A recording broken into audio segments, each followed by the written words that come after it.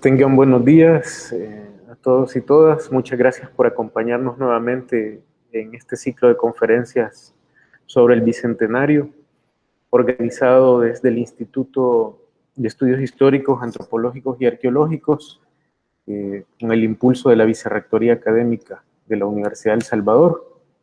Esta mañana vamos a continuar la serie de conferencias programada para esta semana.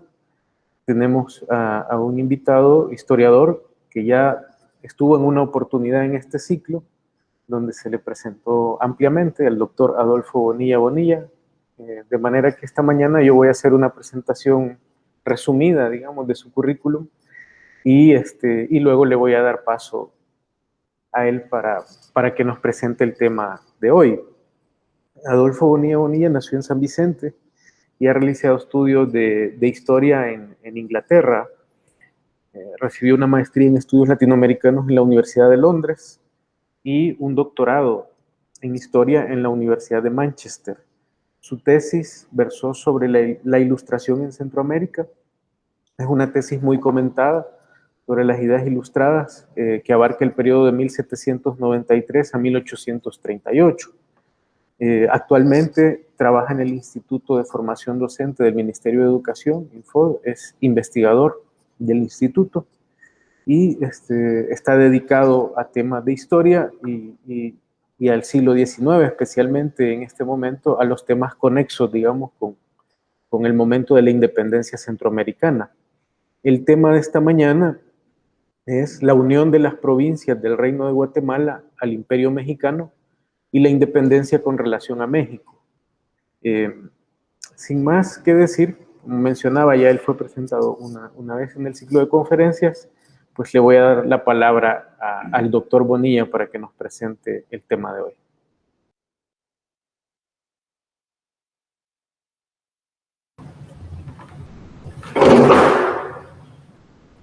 Muy buenos días, nos encontramos de nuevo. Preparados para dictar la segunda conferencia en que me toca intervenir, y la he llamado la unión de las provincias del Reino de Guatemala al Imperio Mexicano y la independencia con relación a México. En estos temas es importante el manejo, digamos, bastante preciso del vocabulario.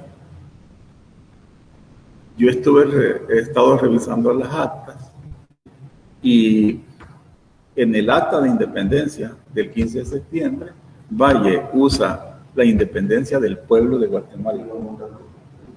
Ahora, cuando Valle dice Guatemala, él se está refiriendo a todo el reino de Guatemala. No hay que entender que se está refiriendo al estado de Guatemala.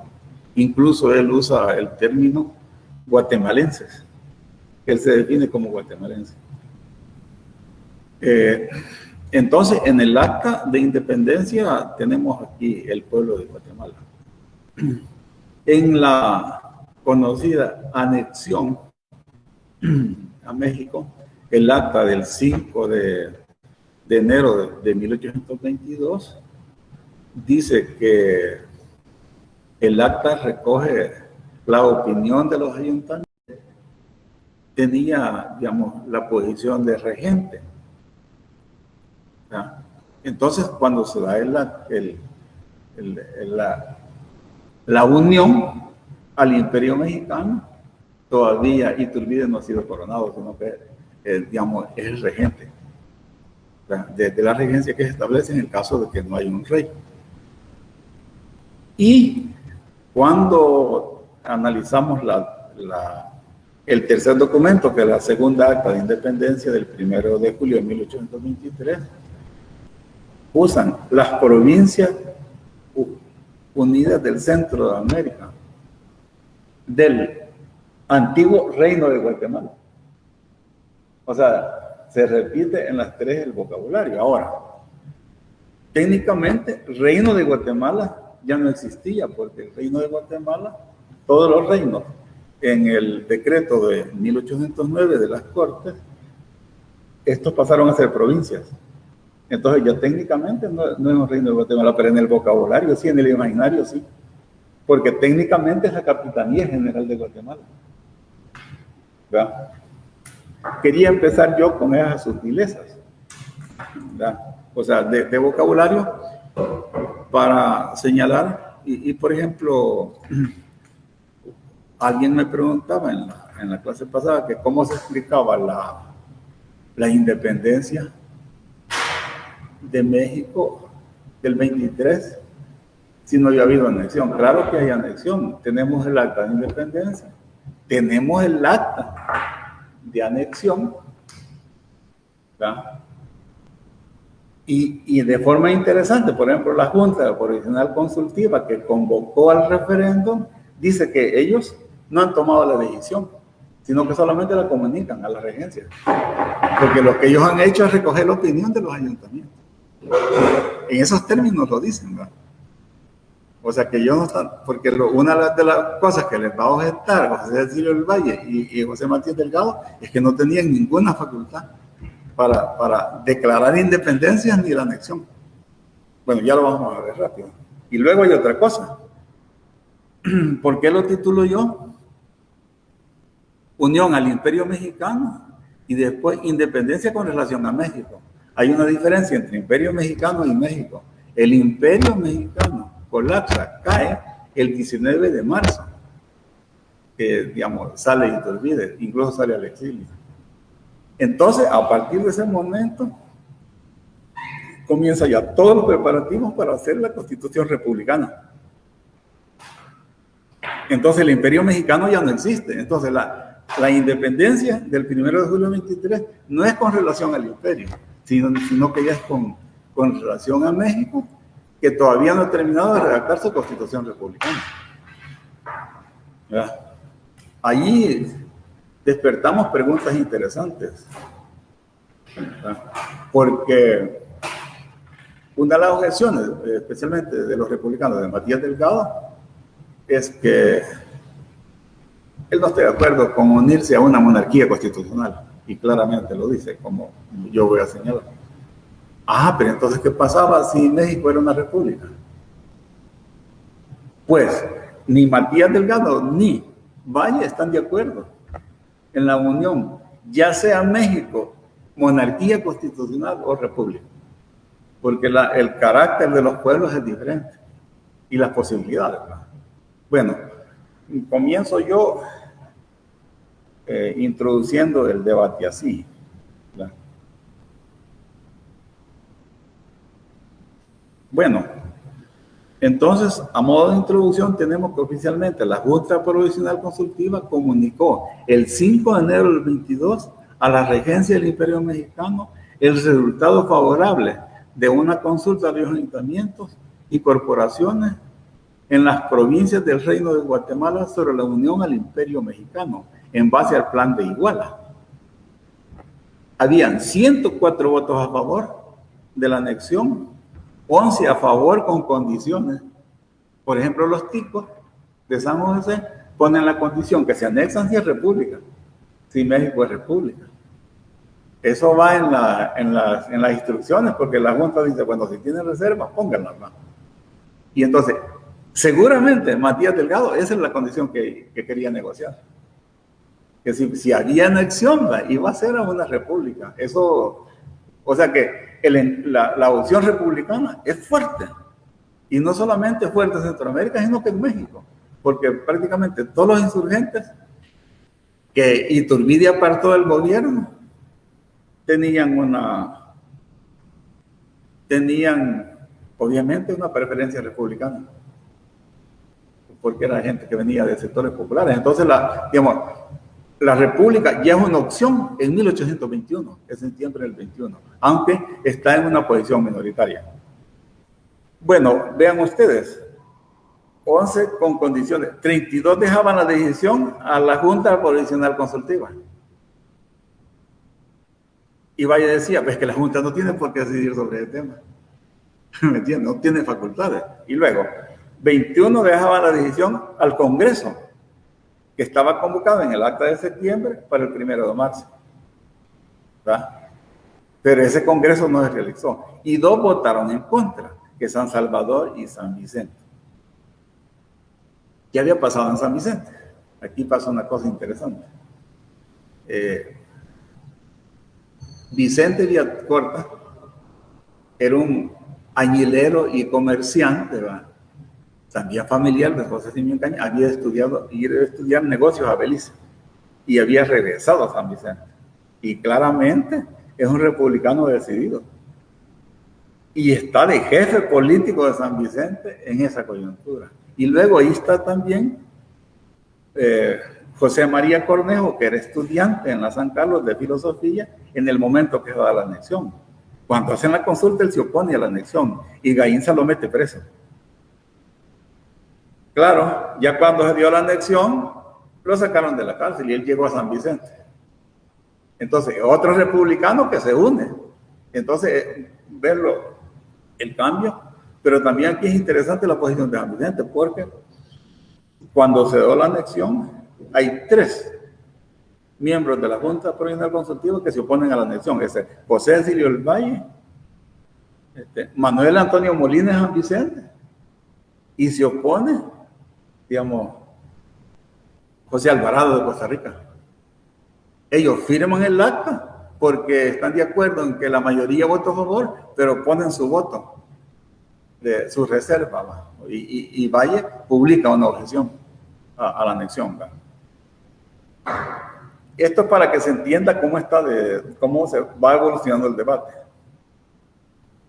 Dice, el gobierno de la Junta Provincial Consultiva tuvo poca oportunidad de gobernar y hacer su trabajo principal encomendado, que era organizar el Congreso estipulado en el Acta de Independencia, que iniciaría el 1 de marzo del 22. ¿Por qué ese Congreso no se dio? Aquí hay que entender las circunstancias. Revisando todas las actas, de las reacciones en las provincias, entonces, sin esperar el Congreso, el 1 de marzo del 22, el León, el 28 de septiembre, se pronunció por la independencia de España y la unión a México.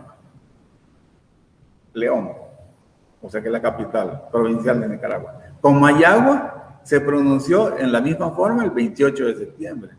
Y Costa Rica, en Cartago, se pronunció el 29 de octubre. O sea, y luego tenemos otro golpe, que Saltenango lo hizo el 15 de noviembre de 1821. Imponiendo una gran presión a la Junta Provisional. Entonces, ¿qué le quedaba a la Junta Provisional? Ellos dicen, bueno, aquí Centroamérica está dividida, casi está en guerra civil. Entonces convoquemos a la opinión. Ahora, es interesante, porque todos están de acuerdo, el 15 de septiembre, que el mecanismo correcto y legítimo es el Congreso de Representantes Individuales. Ahí es donde vos ves el liberalismo de Delgado y de Valle y la claridad política. Porque en la independencia, ahí participan las cooperaciones, las corporaciones. Es todavía un mecanismo de antiguo régimen. Está el cabildo eclesiástico, la audiencia, el colegio de abogados, la universidad, aparte de las diputaciones provinciales. Ya cuando se va a convocar al Congreso, ahí son representantes individuales. Ese es un mecanismo moderno, absolutamente moderno. Incluso ya ves que cuando se forma la Junta Provisional Consultiva, allí ya no están las corporaciones, ahí están todos los miembros de las diputaciones provinciales que estaban electas recientemente, ¿verdad? Y le incorporan un representante por cada provincia. Por ejemplo, Valle está representando a Honduras. Miguel Larrainaga, que es de Letiencia, pero ya en la Junta, él representa a Nicaragua. Alvarado representa a Costa Rica. Roble a Chiapas. Manuel Antonio Molina a San Salvador, porque Matías Delgado es parte de la Junta, pero como hay un pleito aquí en San Salvador, entonces lo mandan a reemplazar a Barrier, y entonces totalmente actualizado para asumir la intendencia de San Salvador. Entonces, Cuando se da la anexión a México, Delgado ya no está en Guatemala, sino que ha asumido el gobierno en San Salvador. Él tiene la intendencia, es jefe político, ¿verdad? Es vicario, o sea, y después, cuando se forma un gobierno provisional consultivo, él es el jefe del gobierno. En ese contexto se forma el obispado, él es el obispo. Cuando San Salvador convoca el Congreso para decidir si se une a México o se federa a Estados Unidos, el presidente es Matías Delgado, o sea, de ese Congreso, pero Matías Delgado, digamos, tiene una claridad política impresionante. Él no dice, el gobierno va a decidir anexarse a México o federarse a Estados Unidos. Es el Congreso de Representantes Individuales y lo convoca. O sea, es una claridad política impresionante total, ¿no? Por su manejo de la filosofía política. Yo creo que este aspecto de Matías Delgado ha sido poco reconocido y poco estudiado, ¿verdad? O sea, digamos, su manejo como doctor en Derecho y su gran habilidad política son impresionantes, ¿verdad? Y ahí es donde, en toda esta coyuntura, es donde, si bien es cierto, su perfil como el líder indiscutible de la independencia se forja desde el 11, pero es en la coyuntura del rechazo a la anexión a México que su figura crece. Porque, y eso lo dice Filísola, nosotros tomamos militarmente salvadoreños, pero las ideas no las modificaron. O sea que, digamos, en términos de idea, Matías Delgado le ganó la batalla a los mexicanos, ¿verdad? Eso es importante. Vaya, entonces, sigamos. Esta posición de rechazo, según Said Herrera, puso en evidencia cómo el malestar de muchos años de sufrimiento provinciano fue un obstáculo para que tanto los republicanos como los imperiales, así se conocía a los que querían la anexión a México, que integraban la Junta, construyeran un proyecto hegemónico en todo el reino. Es decir, que la independencia se da en un marco de desunión en las provincias, ya lo voy a explicar, ¿verdad? Ahora, y esto en esta parte, por ejemplo, el libro de Xiomara Avendaño da mucha luz. Ella ha escrito mucho sobre esto y ella dice que, por ejemplo, que San Miguel quería ser una intendencia separada de San Salvador, ¿verdad? Que Saltenango también quería separarse de Guatemala. Nicaragua quería ser una capitanía general separada de Guatemala. Los ticos también querían ser una intendencia separada de Nicaragua. Tegucigalpa quería separarse de Comayagua. Entonces, y lo mismo pasaba. Soconusco quería seguir con Guatemala, pero Ciudad Real y Comitán querían anexarse a México. O sea, vos tenés una Centroamérica dividida, realmente, ¿verdad? Y eso te explica, digamos, las mismas dudas y hay gente que cree que la anexión a México te va a unificar Centroamérica. Hay otros que creen que te va a dividir. Por ejemplo, Matías Delgado dice que esa anexión es lo que dividió Centroamérica. Sigamos. Entonces, yo he analizado muchos puntos y yo quiero mencionar aquí la conferencia de Eugenia. Yo creo que la conferencia de Eugenia facilita muy bien la misma presentación porque ella explica cómo decantando las posiciones al interior del movimiento de independencia. Yo he discutido mucho con ella y estoy de acuerdo que hay dos posicionamientos. En lo único que yo difiero es que creo que no están tan distantes como parecen.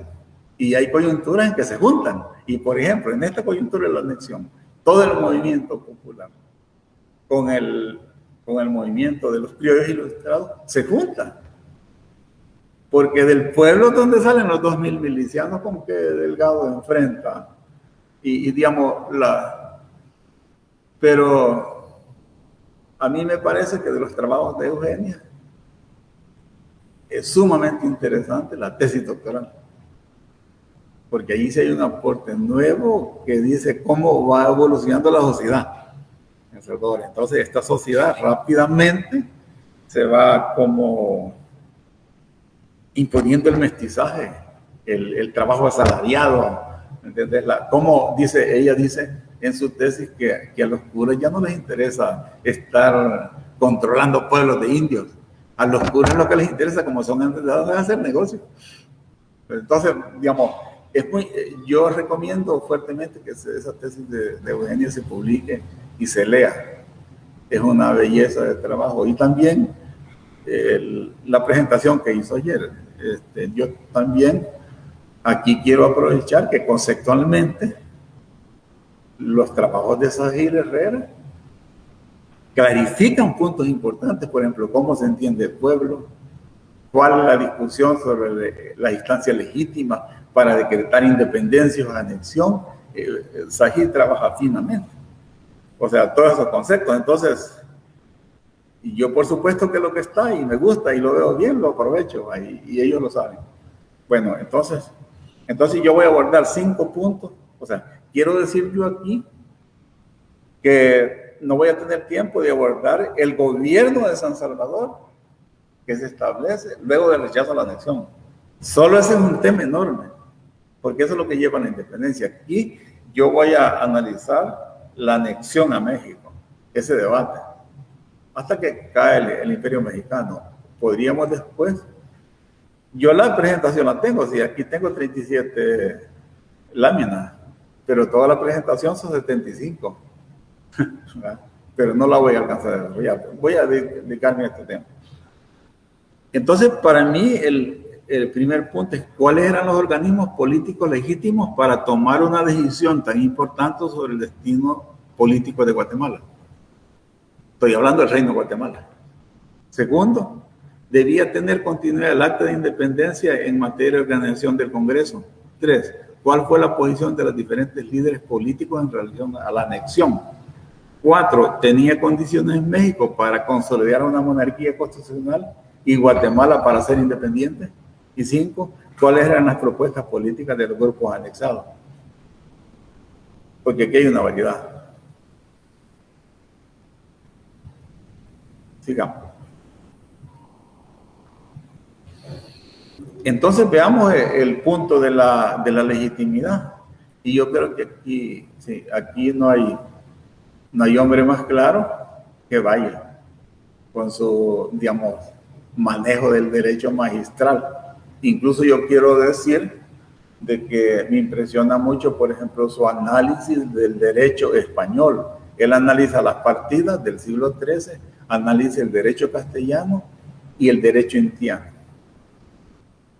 No hay análisis más despastador sobre el derecho español que el de Valle. Incluso dice, al solo leerlo es motivo para declarar la independencia. Porque todo ese derecho ha puesto en función de los intereses españoles toda la organización social. Y es la causa del atraso. Dice, bueno, en 300 años la tierra y la riqueza no es rica.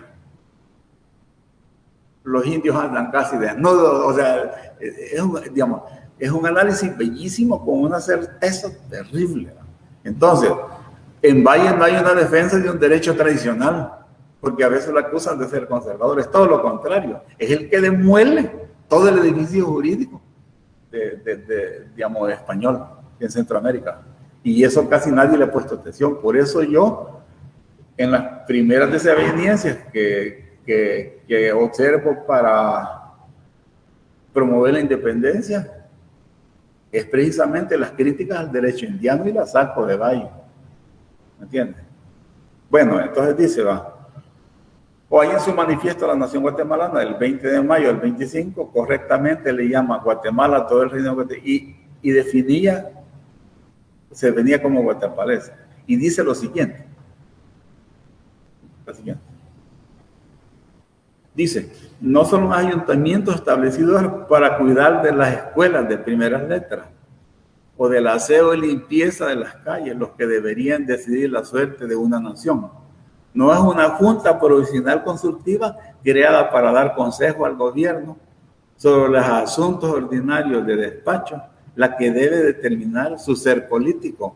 No es un capitán general nombrado para defender sus fueros quien debe declarar su destino. Los de una nación dependen de ella misma. Solo Guatemala puede decidir de Guatemala y esa voluntad no se ha anunciado hasta ahora. Guatemala no debe ser provincia de México. Esto es lo que enseña la razón, lo que dicta la justicia, lo que inspira el patriotismo. Siguiente. El 1 de julio del 23, en un discurso ante el Congreso mexicano, fíjese, es el día de la independencia de México, porque Valle está en México, entonces está. Valle es un tipo increíble, porque él llega al Congreso con textos escritos. No es que llega solo a hablar, sino que él en la noche prepara, va bien preparado y va con manifiestos. Y en realidad es una máquina de gobernar. Dice,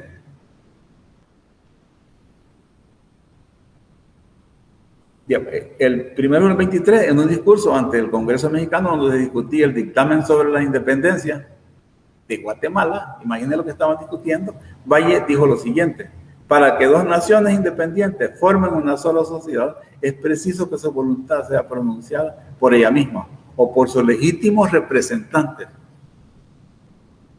Contesté a las objeciones que podían hacerse y deduje la nulidad del acta en que se acordó la sujeción de Guatemala por una junta que no tenía poderes para decretarla. Ahí, para Valle, el acta de anexión es nula, de hecho y de derecho. Siguiente.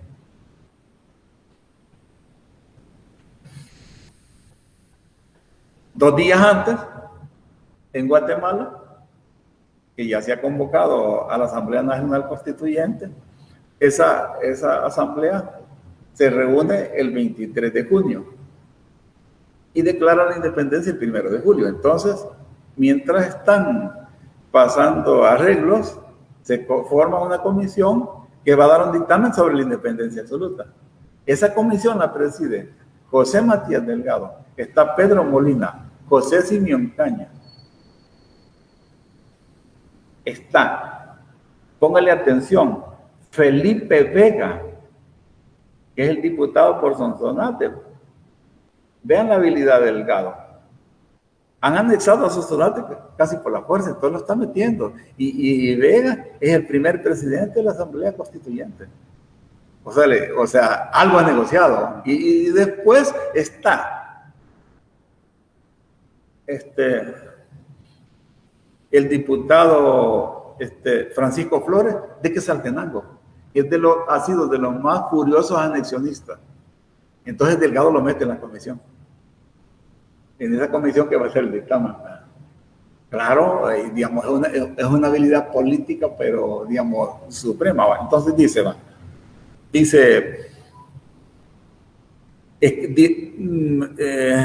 Delgado es mucho más duro que Valle, porque Delgado va saliendo del enfrentamiento militar con el Imperio Mexicano. Pues. Entonces dice, el 29 de junio, 2 días antes, se expresaba en los mismos términos que Valle en relación a la anexión, aunque con mayor dureza porque había enfrentado al Imperio Mexicano.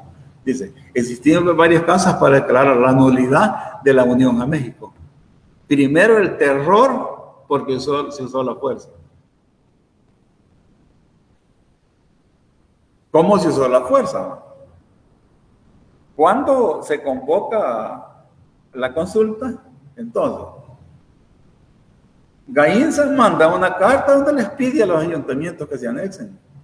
No tiene una posición neutral. Y también manda la carta de Iturbide donde dice que está enviando tropas para proteger a los que se anexen.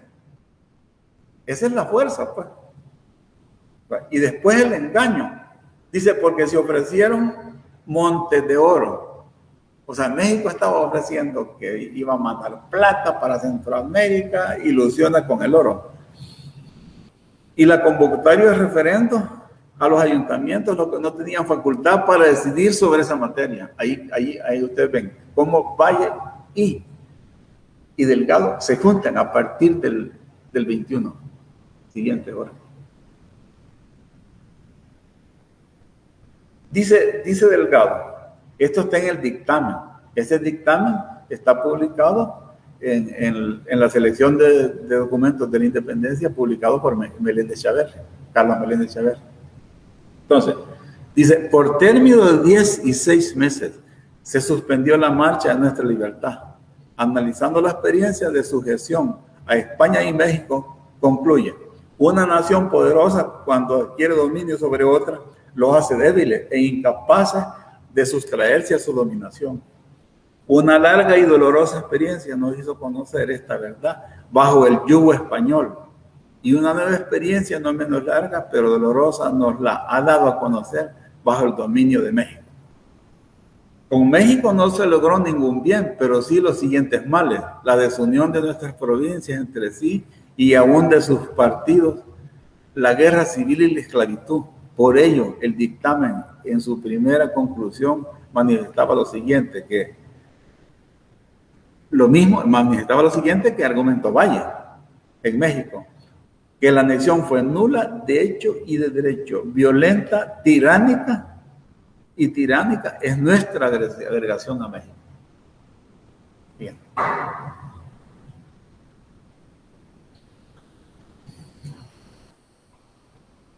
Es claro que para Matías Delgado y Valle, solo el Congreso de Representantes era el cuerpo político que tenía facultades para decidir el futuro de la nación.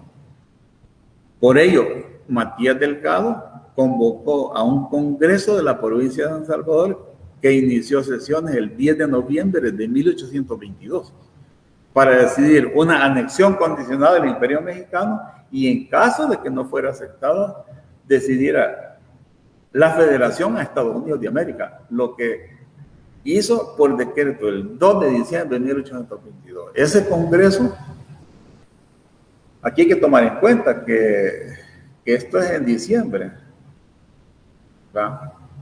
Entonces, ¿qué pasa? Que el 5 de diciembre llega Filiso La Santana y las avanzadas de las tropas mexicanas están en Quezaltepeque. Entonces, en ese contexto, Matías Delgado, convoca al Congreso, ¿verdad? Y entonces, ¿cuál es la jugada de Delgado? Decir, bueno, señores, aquí esto está anexado a Estados Unidos, ¿me entiendes?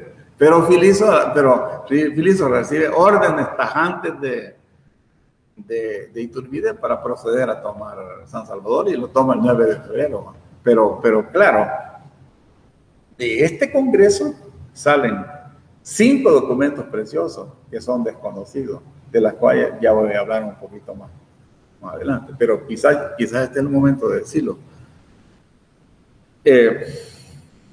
Pero, ¿sí?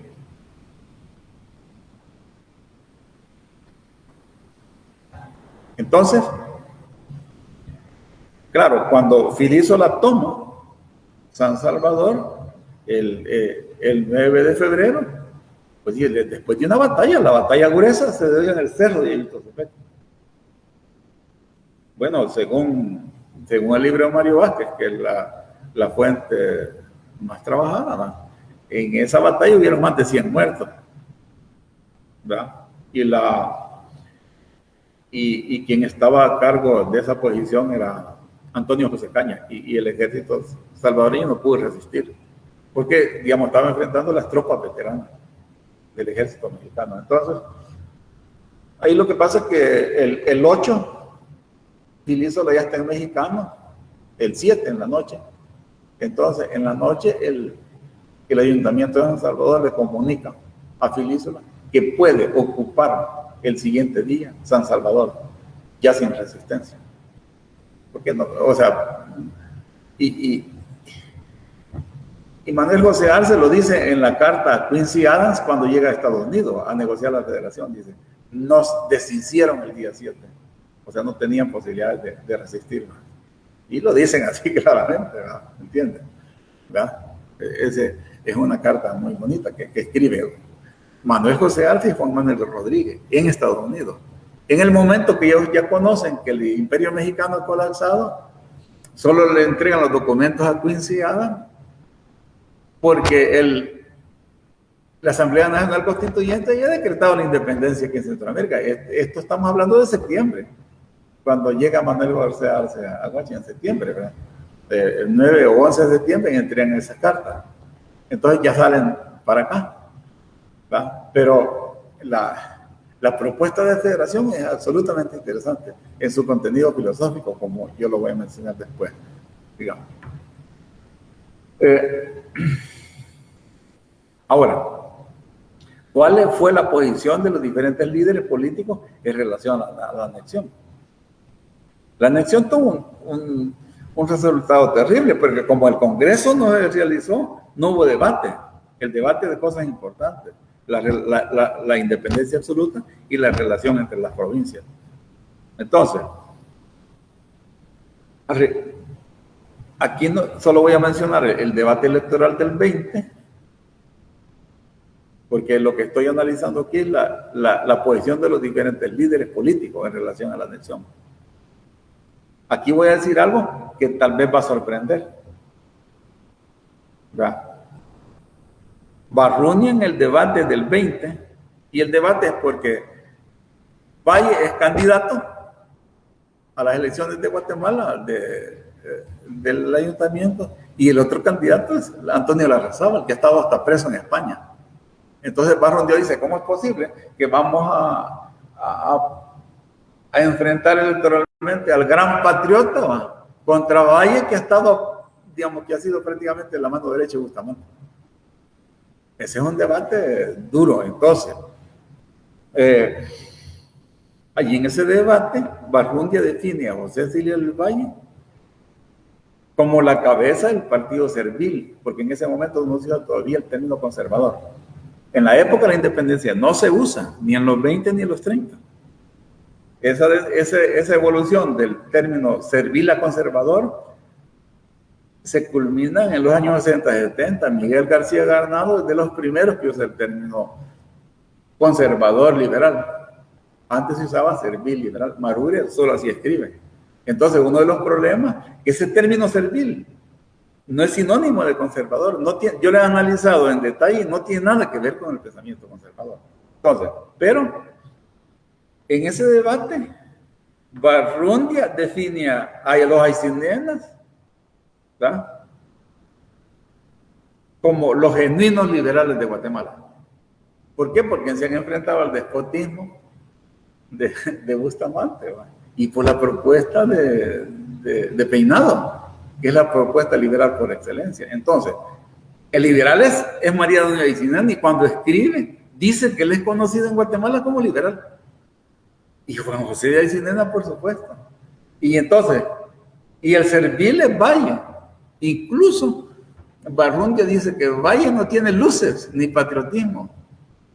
Ahora, decir que Valle no tiene luces, bueno, yo creo que quizás, y lo voy a decir, es de las mayores tonterías que se han dicho en la historia de Centroamérica. O, digamos, o que Valle no tiene patriotismo. Y por eso es que Valle, cuando funda su periódico, le pone el amigo de la patria. Es una respuesta a Barrundia. Así se llama el periódico, el amigo de la patria. Y es un despliegue de sabiduría, pero impresionante. Bueno, entonces, los primeros líderes que impulsan la elección son los liberales guatemaltecos. Y los encabeza, por supuesto, que Mariano de Aycinena y Juan José, que Juan José es un jovencito, pero yo creo que después de Valle, quizás el talento más poderoso de Centroamérica. Junto con... Yo aquí he hecho una lista de las grandes cabezas que produce Centroamérica. Yo creo que podemos empezar con José Antonio Liendo y Goicoechea, que es el padre de la Ilustración. Luego está José Silvio del Valle, José Aycinena, José María Peinado, José Matías Delgado, ya metido en las grandes ligas de la filosofía política, no como solo el líder patriota, sino que en el rango de la producción de filosofía política, a ese nivel, ¿verdad? Y luego Juan José de Aycinena. Podríamos meter también a José Simeón Caño, que es un hombre, y también don Isidro Menéndez, y a mitad del siglo, Francisco Dueña. Es un intelectual enorme también, ¿verdad? Bueno, entonces, esto nos cambia a nosotros la lectura y la anexión.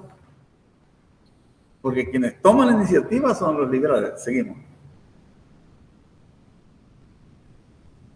Y aquí viene otra bomba terrible para desconchavar toda la interpretación que he hecho. Bueno, entonces viene que no solo Mariano Aycinena está en contacto con Iturbide, sino que tiene correspondencia José Francisco Barrundia, Pedro Molina y José Francisco Corda, reconocidos líderes liberales. Le escribieron 2 cartas, de las cuales Iturbide les contestó.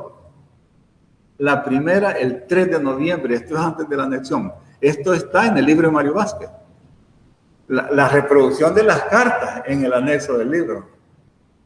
Aquí no hay inventos. Entonces, lo interesante es lo siguiente. En esa carta le comentaban que ellos se pronunciaron en contra de la anexión a México porque deseaban un gobierno republicano. Bien. Pero además le dicen, cierran la carta, Barrundia dice, y le hacen una petición sorprendente, dice, a vuestra excelencia mismo nos dirigimos para que cuanto antes se digne proveer al gobierno de este reino en uno de aquellos ilustres militares mexicanos que han defendido con su sangre la libertad de la patria. O sea, están invitando a Iturbide que mande un general para que tome el poder en Guatemala. A fin de, haciéndolo ilusorio en las miras de los serviles, impida llegar el caso que tenemos con fundamento de que ellos vuelvan a someternos al yugo español. O sea, que ellos temen que los serviles, encabezados por Valle, comploten para que España vuelva a tomar el poder. Entonces, por eso le están pidiendo que mande un general mexicano a tomar el poder aquí. Siga. Este es Francisco Barrundia, Molina y Cordovita. Siga. Va. Esta parte del análisis arroja resultados sorprendentes porque pone en evidencia la fragilidad e inconsistencia de la clasificación de Barrundia servil liberal, que salta por los aires. Los documentos arrojan que los que tienen la iniciativa a favor de la anexión son los conocidos líderes liberales Mariano Aycinena y Juan José Aycinena, y que solo en un segundo momento los líderes del Partido Servil se sumaron oportunistamente, según dicen, ¿verdad? Según dice Mariano Aycinena, porque Mariano Aycinena lo que le decía a Iturbide es que estos son anexionistas del diente al labio, ¿entiendes? Oportunistamente. Seguí. Bueno, estamos viendo aquí que en la plana mayor de la que se considera liberalismo y republicanismo guatemalteco, lista a la cual podemos agregar nombres de Mariano Galvez, Cirilo Flores, estarán abrazando la anexión, y hacerlo significaba rechazar la independencia, dejando el yugo español para tomar el yugo mexicano, y eso es lo que dice José Matías Delgado. Ahora, aquí hay una cosa interesante. Cuando Matías Delgado rechaza la anexión, le escribe a estos, le escribe a Barrundia, a Molina, a Cordovita, le dicen, vénganse para acá y luchemos contra México. Todos se niegan, menos Cayetano Bedoya. Cayetano Bedoya es un guatemalteco que se vino aquí, peleó con los republicanos y llegó a ser teniente en el ejército de San Salvador, ¿verdad? Pero estos tipos, ¿cómo terminó Barrundia? Es que Barrundia, cuando se disolvió la Junta Provincial Constitutiva, terminó siendo diputado provincial, totalmente incorporado al Imperio Mexicano. Y Cordovita lo dio por un hecho que, digamos, inexorable, que estábamos anexados. Pues. Entonces, digamos, el único que resiste firmemente es Delgado. ¿Verdad? Sigamos.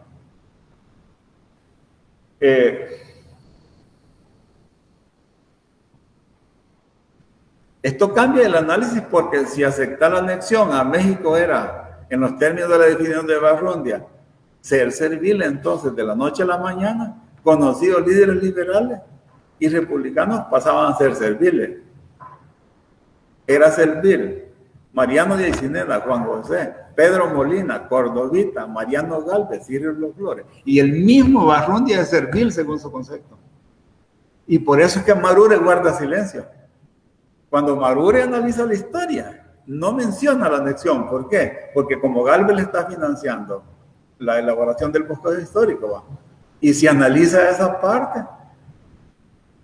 va a descubrir que Galvez es uno de los furibundos anexionistas, porque Galvez incluso llega a proponer que el heredero del príncipe, del emperador mexicano, se llama el príncipe de Guatemala, así como el príncipe de Gales se llama el de Inglaterra. Entonces Galvez es el que propone que el heredero al trono mexicano sea llamado príncipe de Guatemala. ¿Entiendes? Bueno, digamos.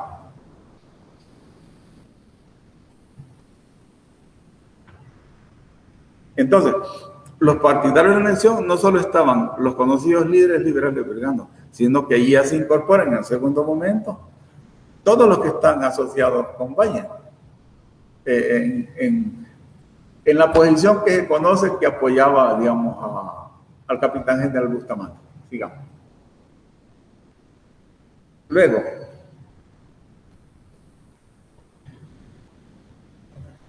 ¿cuál fue la posición de los diferentes líderes políticos en relación a la anexión? ¿Verdad? Entonces aquí ya se dijo la posición de Valle, que está en contra, también la de Arce. ¿Sí?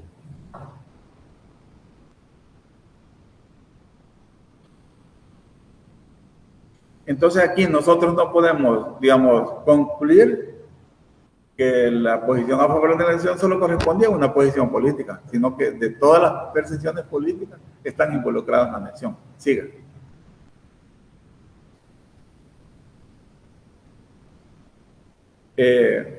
Entonces aquí tenemos, en esta lámina, tengo todita la lista de líderes que están a favor de la anexión, incluso las corporaciones, ¿verdad? Vota a favor el Colegio de México, por ejemplo, la Universidad de San Carlos vota a favor de la anexión, con la excepción de que José Simón Calles propone una monarquía constitucional independiente para Centroamérica. El Colegio de Abogados votó por la anexión, pero en la forma de una federación que permitiera a Guatemala tener su propia legislatura, gobierno y tribunal. Sigamos. Bueno, ¿qué dice Mariano Aycinena? Yo le he puesto atención a la explicación de Mariano Aycinena y Juan José porque da luces sobre las motivaciones de fondo. Dice Mariano, en una carta del 24 de diciembre de 1821, recién ha pasado la independencia y ya está en comunicación con Iturbide. Entonces dice, ¿cuán distantes estamos de conforme nuestras instituciones a los elementos monstruosos del despotismo? Y que si aspiramos al establecimiento de una monarquía, y porque la naturaleza y la política indica esa forma de gobierno, en la extensión inmensa de nuestro territorio, en la desigualdad enorme de fortuna, en el atraso de las costumbres, en las varias clases de la población y en los vicios de la depravación identificada con el carácter de nuestro siglo. Él aquí se está refiriendo a la teoría política de Montesquieu, quien dice que un territorio enorme solo se puede gobernar monárquicamente, no lo puede gobernar de forma republicana, que es la misma opinión de Rousseau. Entonces a eso se refiere. Luego, siguiente, el argumento de Juan José de Aycinena, donde explica por qué él apoyó la anexión. Eso está escrito en el Toro Amarillo en 1832. Siguiente. Dice, en 1821 no creía que un régimen republicano fuera conveniente para Centroamérica y aún no tenía ideas claras de lo que era el federalismo. La Revolución Francesa le hacía temer que se repitieran sus atrocidades. Esto explica el artículo 2 del acta, el artículo 1 del Acta de Independencia, donde Valle dice que es mejor que el pueblo, que lo declaren los notables a que la declare el pueblo. que es el temor a la Revolución Francesa. Entonces dice, no podíamos pasar, ¿va? Él temía que ocurriera un desastre, un cambio súbito al pasar de la extrema servidumbre a una libertad ilimitada. Consideraba que Inglaterra había conseguido su grandeza como resultado de su monarquía moderada. Deseaba un gobierno que pudiera guiar gradualmente al país para que fuera tan poderoso, ilustrado, opulento como la Gran Bretaña. Sí. Ahora, vamos al siguiente punto. ¿Tenía México o cualquier territorio de Hispanoamérica condiciones para establecer una monarquía constitucional? A partir de los conceptos conocidos de filosofía política, la respuesta es contundente y negativa. El principio de la monarquía es el honor, según Montesquieu, y de él surge la nobleza hereditaria y estamental, de la cual la Cámara de Lores de Inglaterra es un paradigma. Este estamento no existió en Hispanoamérica colonial, ni en la América portuguesa, francesa ni inglesa. Por ello, todos los intentos de establecer monarquías constitucionales e imperios fracasaron.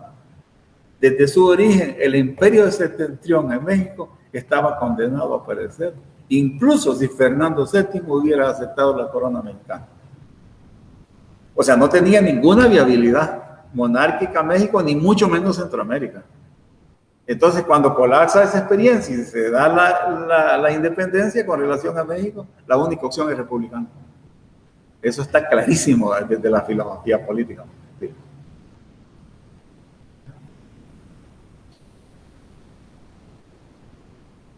Entonces, nos queda examinar la posición de los que se opusieron a la anexión, que eran los que pensaban que Centroamérica tenía condiciones para ser independiente. Y la encabezaban José Matías Delgado y José Cecilio del Valle. Yo tengo que decir que José Cecilio del Valle es el líder más optimista que tuvo Centroamérica. Incluso él cree que Centroamérica tiene condiciones por sí sola para construir el canal. Y dice que el canal se puede empezar sin dinero, porque dice que todas las obras que hicieron en la antigüedad nunca tenían plata para empezarlas. Al empezar una obra, ella misma te empieza a generar trabajo, impuestos y todo. Él dice que se puede empezar con soldados del ejército y presos. Así como el emperador chino y empezó la muralla de China con 100,000 castrados. O sea, el tipo que maneja, digamos, todo esto. Entonces, ya se ha comentado que Delgado en su manifiesto del 5 de diciembre del 22 justificando la propuesta de Federación de Estados Unidos, consideró que la provincia de San Salvador, fíjense, Delgado en el 22 dice, la provincia de San Salvador no tenía condiciones para establecer una nación. Y por ello tenía que unirse o federarse a otra nación que las tuviera. Entonces, no tiene sentido estar planteando que Delgado está buscando la independencia en el primer grito, porque está diciendo que no tiene condiciones para establecer una nación. Ahí lo que se quiere, en realidad, en el 11, es el Estado moderno, que es la propuesta que va por la monarquía constitucional. Esa es la propuesta del 11, y es muy buena. Y esa propuesta la ha hecho José María Peinado. Ahora, tiene razón Xiomara y Eugenia que tiene algunos rasgos de autonomía, pero si bien es cierto, hay ciertos rasgos, el rasgo central del 11 es el Estado moderno. Independiente o no, siendo independiente o no, pero como no hay posibilidad de independencia, el Estado moderno en el contexto español. Claro. Luego, pero sí, Delgado sí consideraba que Centroamérica o el Reino de Guatemala en su conjunto sí las tenían. Pero usa un argumento novedoso que es el resultado de la recién finalizada guerra con el Imperio Mexicano. Y él dice, y es que una nación, retrocede, y es que una nación puede existir independientemente de su población si no existe un enemigo poderoso que la extermine o someta a esclavitud. Él sabe que San Salvador por sí solo fue capaz de plantarle cara a México. y sabe que la Centroamérica independiente, México no se va a atrever a invadirla porque no tiene condiciones. Entonces dice, bueno, Centroamérica no tiene enemigos. Entonces, la población será pequeña o grande, no es un argumento tan relevante. Y entonces él cree que sí, que no hay un enemigo poderoso que la extermine o someta a la esclavitud. Sí, es un argumento muy coqueado de José Martí Delgado. ¿Sí? Luego, siguiente. Ajá. Bueno, sigamos, porque quiero ver la posición de Valle. La siguiente. La segunda posición de confianza en Centroamérica, en su capacidad de formar una nación, era la de José Cecilio del Valle. En su manifiesto a la nación guatemalteca concluyó: Guatemala, colocada en la posición más feliz de la América, extendida sobre un área de 26,000 leguas cuadradas y una población de 2 millones de individuos de diversos talentos y actitudes, tiene los elementos más preciosos de prosperidad, las semillas más fecundas de riqueza, los principios más activos de lo grande. Bien administrada por un gobierno que quiera, sepa y tenga las facultades precisas para desenvolver aquellos gérmenes, Guatemala no solo puede ser nación independiente, sino también rica, fuerte y poderosa.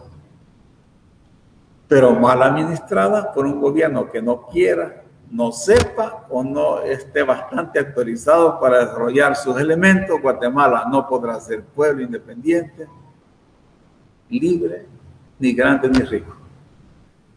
O sea que, digamos, si tiene un buen gobierno, y claro, entonces cuando analizamos la segunda parte, la independencia, es una cadena de gobierno insensato. Y eso lo voy a plantear con toda claridad. O sea, porque hay un libro de Barbara Tuchman que se llama The March of Folly, en la historia de la humanidad. Entonces allí habla de la marcha de la insensatez. Entonces dice que hay periodos en la historia que hay gobiernos totalmente insensatos que al que en sentido común les indique otra cosa, no rectifican y meten a sus pueblos y el ejemplo de ellos es Estados Unidos. Como dice el gobierno británico, prácticamente obligó a los Estados Unidos a que se independizaran.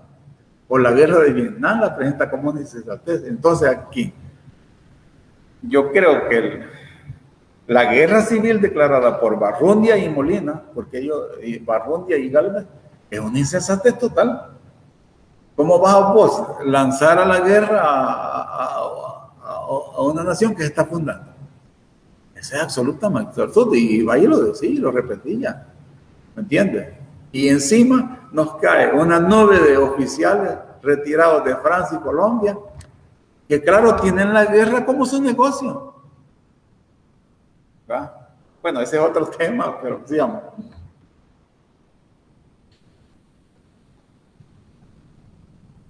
Entonces, Valle presentó el 12 de abril un documento ante el Congreso mexicano donde argumenta a favor de la independencia. ¿Seguí? Donde desarrolla 6 puntos. Y aquí voy a leer el último. ¿Va? Este argumento es interesante, aún respecto de aquellos que se decidieron por la agregación de Guatemala a México, ha debido cesar desde el momento en que el Congreso mexicano declaró insubsistente el Plan de Iguala y el Tratado de Guatemala. Una de las condiciones de la anexión era que se anexaba con la expectativa de desarrollar, digamos, el Plan de Iguala. Entonces dice Valle, como eso ya no existe, es razón para declarar la independencia. ¿Va? Dice, aún estando vivos uno y otro, debe tenerse presente que ni a México ni a Guatemala conviene la unión. O sea, que lo que él se está pronunciando es por la independencia. Y seguí, dale. Y luego, entonces, en base a esto, ¿va? Hay una declaración. Quiero ver.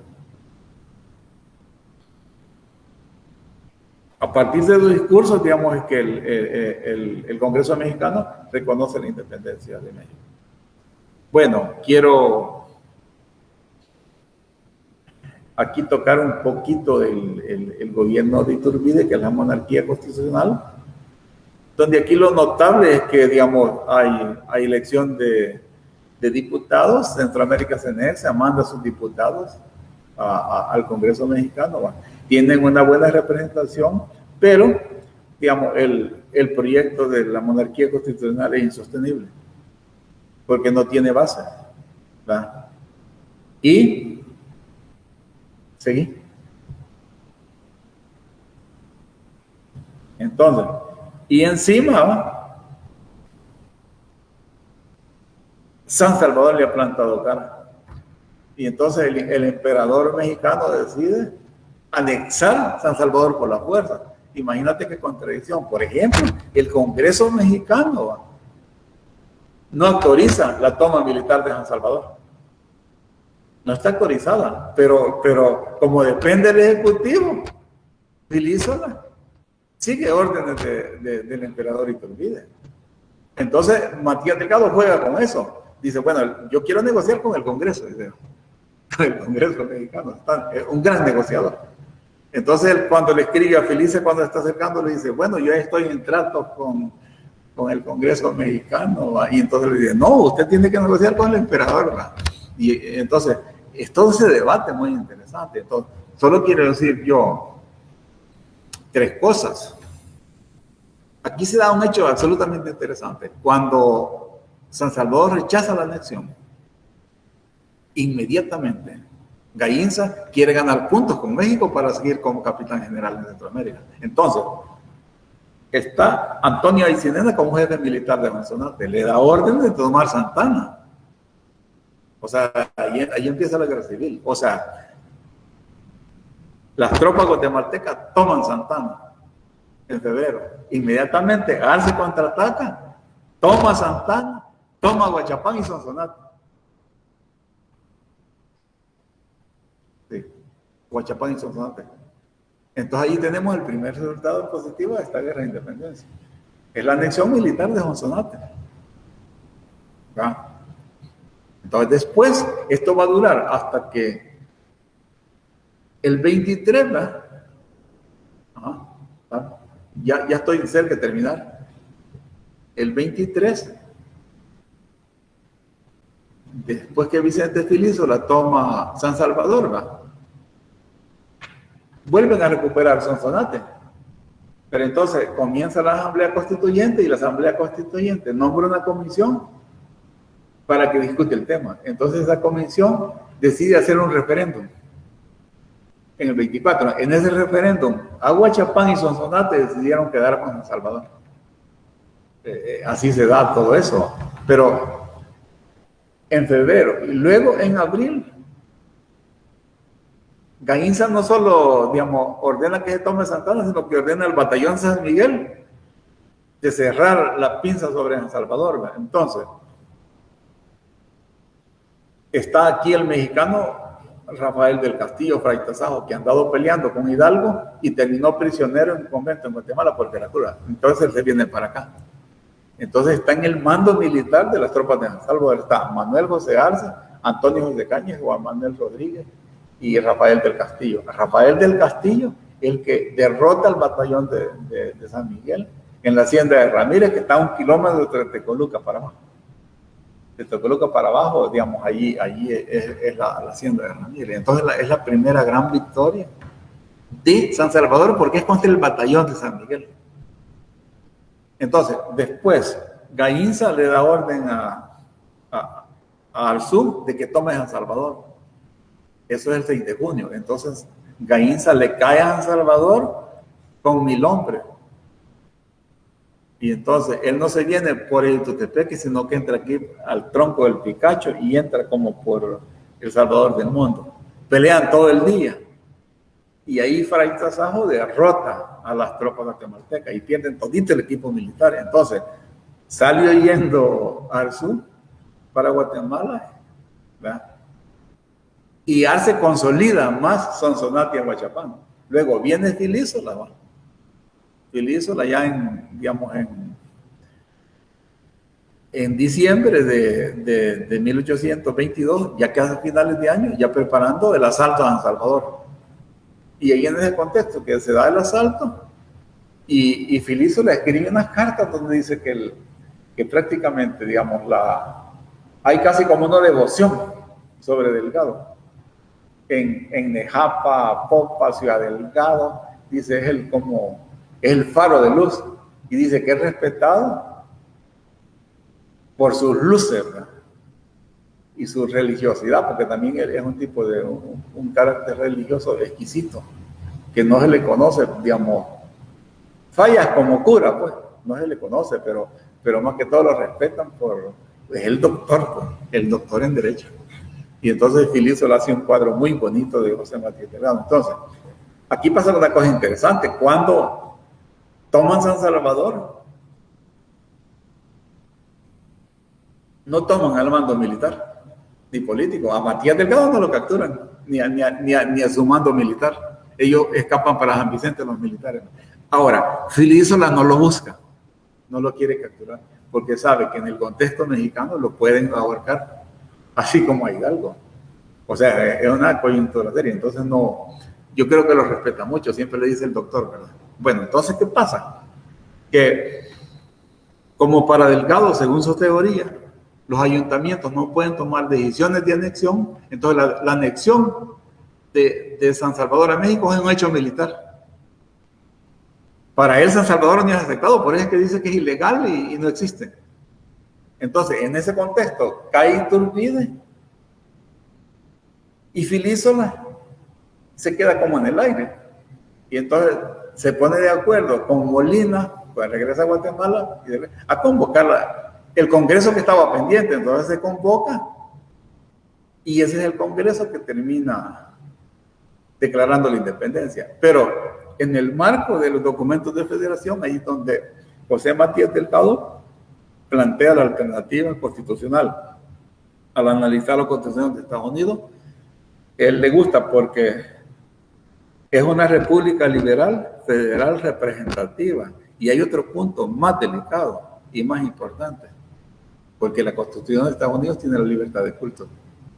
Entonces Matías Delgado en el manifiesto de explicación dice que se acepta plenamente la libertad de culto, porque dice que es la libertad de culto lo que le va a permitir, siendo católico, a San Salvador. Pero claro, no te va a decir que tiene que permitir a los protestantes, ¿no? Pero ahí está, digamos, la primera declaración clara de libertad de culto. Eso demuestra la radicalidad filosófica de José Matías Delgado. Después, en 1832, esto es en el 22, el 5 de diciembre del 22. En 1832, el Congreso de Centroamérica adoptó la libertad de culto. Pero aquí ya se había planteado por primera vez en San Salvador.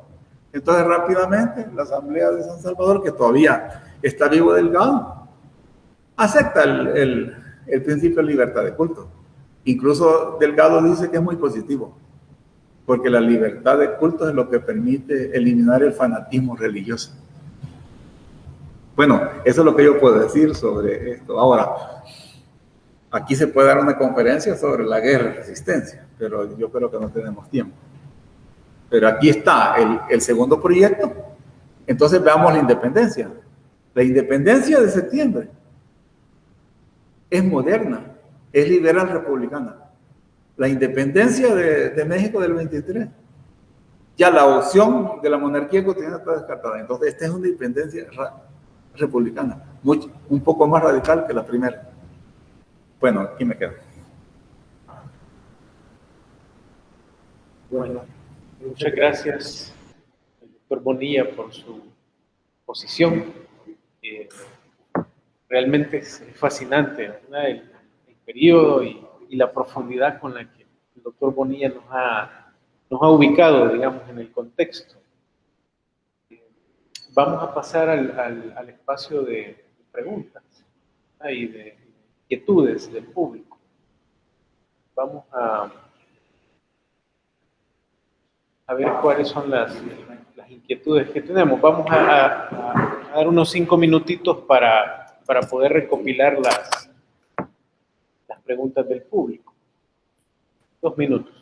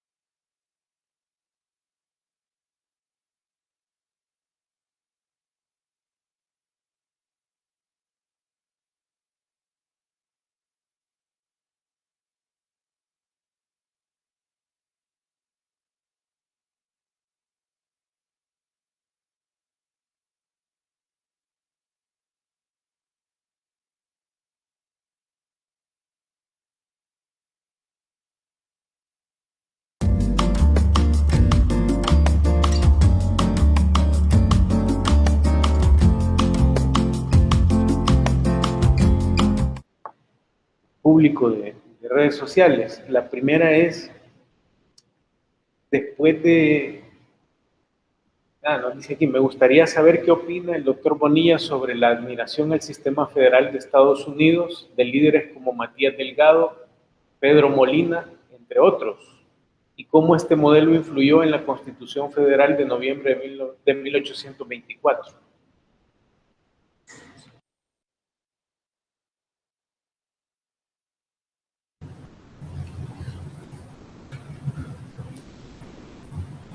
Bueno, prácticamente el manifiesto de Matías Delgado del 5 de diciembre explica las ventajas que tiene la Constitución norteamericana.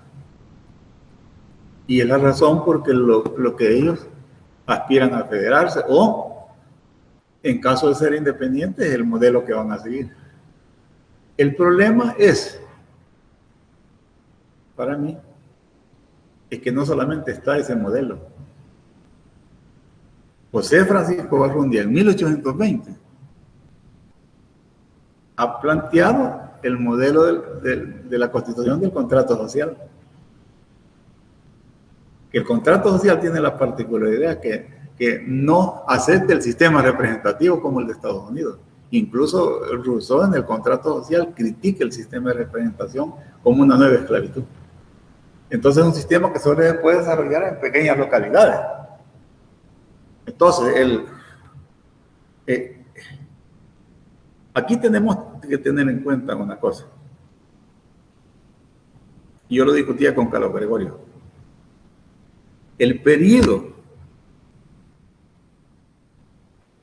de la guerra civil, que empieza en 1826 hasta la ruptura de la República Federal, casi nadie lo entiende. Yo estaba leyendo, por ejemplo, el último libro de Taracena, y yo le decía a Carlos Gregorio, bueno, es que Taracena casi hace una cronología, pero no explica por qué surge la guerra. ¿Y qué decide Alberto Torres? Bueno, seguimos sin entender por qué se rompió la República Federal. Y lo estoy diciendo en serio, ¿no?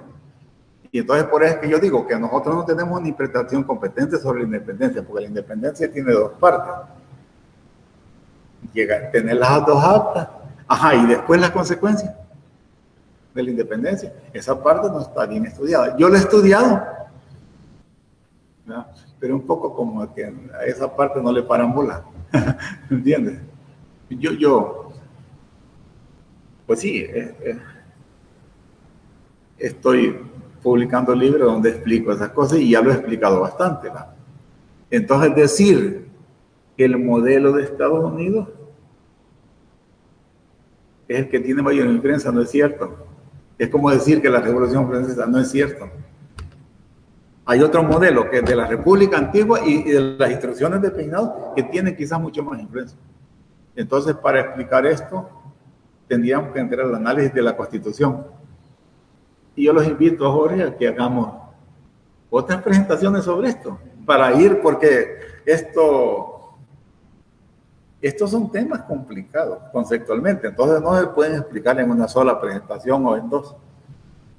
Para explicar la República, la Asamblea Constituyente, las dos guerras civiles y la desintegración de la federación, es un ciclo de conferencias, por lo menos 5 o 6 conferencias.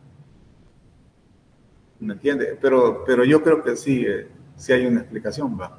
Pero hoy ya no podemos pensar de que la Constitución de Estados Unidos es la que tiene más influencia. Tiene más influencia José Matías Delgado, pero ya cuando se hace la Asamblea Constituyente, él no está solo. Ahí es muy importante José Francisco Barrundia y Mariano Galvez. ¿Entiendes? Y hay que ver también que ya José Cecilio vaya quedando afuera. ¿Me entiendes? Todo eso, entonces, eso es lo que yo puedo decir. No le contesto porque no tenga una respuesta, pero es que la respuesta no se la puedo dar porque me lleva media hora. Bien, bueno, la otra pregunta, más o menos usted ya tocó la respuesta, y es, ¿cuál fue el verdadero motivo de la división de Centroamérica?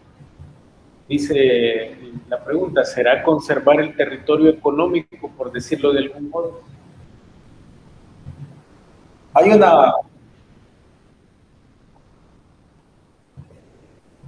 Hay un problema que casi nunca se toca. Y es que Centroamérica no tiene una capital que sea un centro político, cultural, económico y militar. México era el centro de México, ¿verdad? Entonces, ¿qué pasa aquí? Que la nueva Guatemala es nueva y se ha cambiado desde Antigua. Y por lo tanto, Antigua son los enemigos de Nueva Guatemala. Toditas las invasiones para Guatemala salen de Antigua.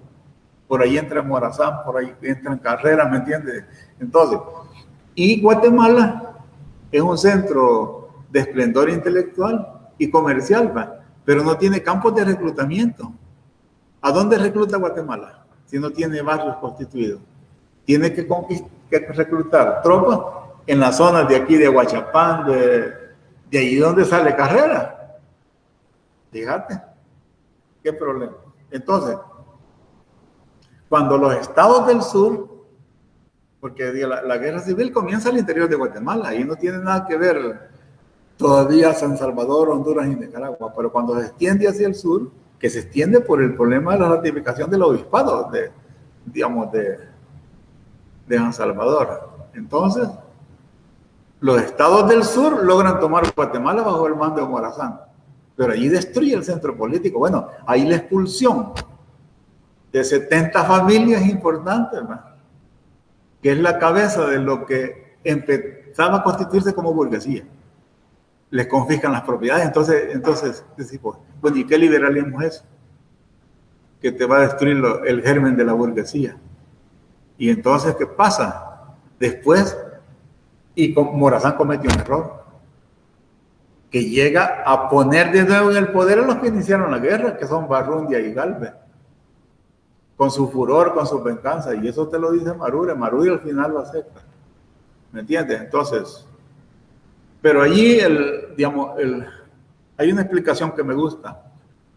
Manuel Montúfar dice que las guerras civiles no tienen lugar como producto de grandes conflictos económicos entre las clases, porque Barrundia es hijo de un gran comerciante. Galvez también es de la familia de los Galvez, del capitán general. ¿Entiendes? Los Barrundias, entonces, ¿qué es lo que dice Manuel Montúfar? Es que aquí hay un grupo que a partir del concepto de voluntad general creyó que tenía el derecho exclusivo de gobernar Centroamérica. Es un pensamiento faccioso y dice Marure, ya en el 38, harto tenemos que reconocer, dice, ¿verdad?, que nosotros irritamos a las poblaciones con nuestra tiranía. Porque una vez que llegamos a la independencia, creímos que teníamos el derecho exclusivo de gobernar Centroamérica a como nos placiera. Entonces, voy a decir una cosa que es interesante. En el Ayuntamiento de Guatemala, en 1810, no hay acuerdo. Entonces, van dos instrucciones para el diputado. Las instrucciones de la mayoría y la minoría. ¿Qué ejemplo más bonito? No te pones de acuerdo, van dos instrucciones y hay pluralidad de pensamiento. Aquí no. ¿Va? Cuando Manuel José Arce quiere integrar el gabinete con los mejores de los diferentes grupos o facciones, ¿qué es lo que dice Barrundia? Este traicionó a la revolución. Y se niegan a participar en el gobierno y empiezan a sabotearlo, pues. Entonces, ese exclusivismo, porque ¿qué es lo que dice Barrundia? Es que aquí hay una liga de patriotas. Y yo soy el que decido quién es patriota.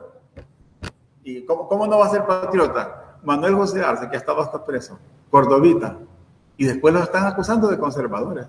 ¿Me entiendes? Entonces, todo ese tema, por ahí anda la...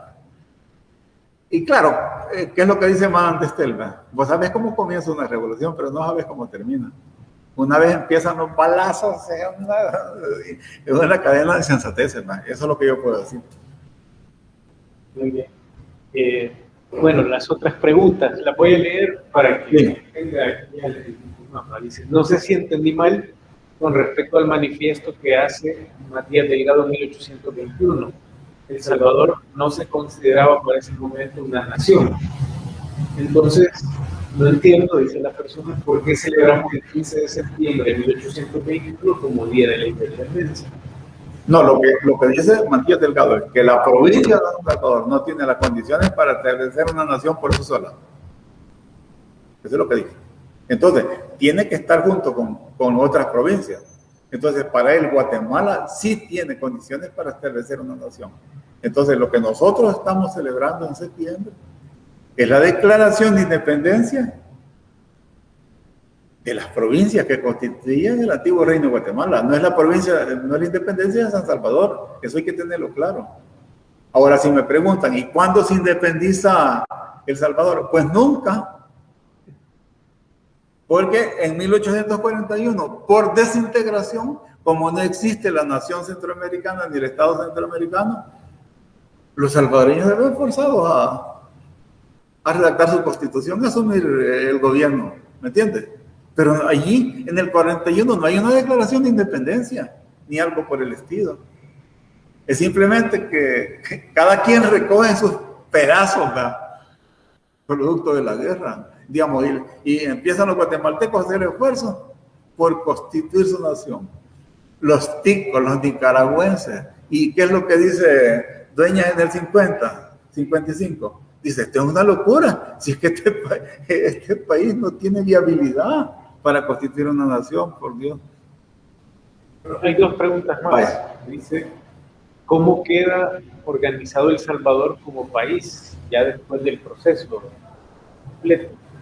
Supongo que esto se referiría después de 1841. Sí. ¿Cómo queda organizado el país como gobierno? Y la otra pregunta es, considero que sería importante estudiar el documento de 1836 de Juan José Isimena, donde presenta un estudio denominado El Canal de Nicaragua, donde demuestra las ventajas que tendría Centroamérica al construir dicha obra.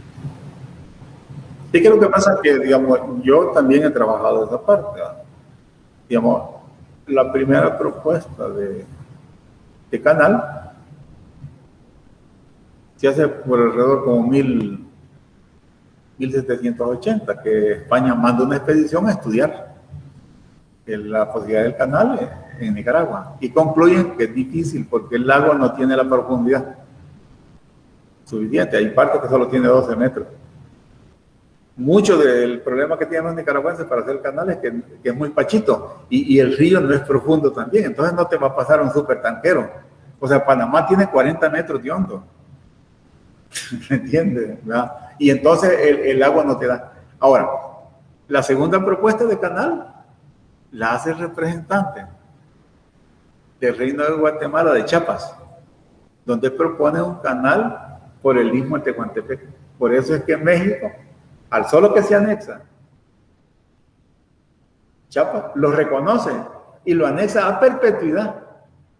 A los otros les da larga, ¿va? Hasta esto es, digamos, En enero o febrero ya está reconocida la anexión de Chiapas, y a perpetuidad. Los otros le van dando larga y se hace como en junio. No le interesan. Y cuando se zafan de México, no hacen mucha bronca, digamos.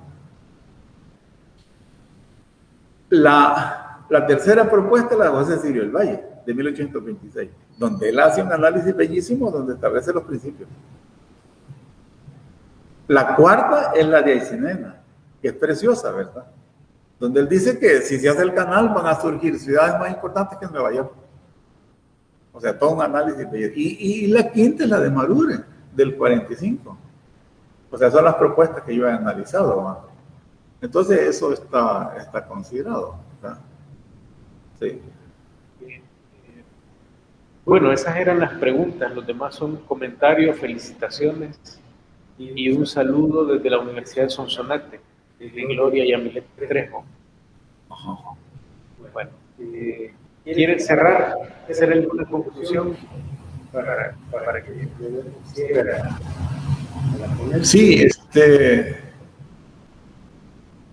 yo quiero cerrar diciendo de que siempre los aniversarios de la independencia despiertan mucho interés, y el bicentenario mucho más, y el centenario.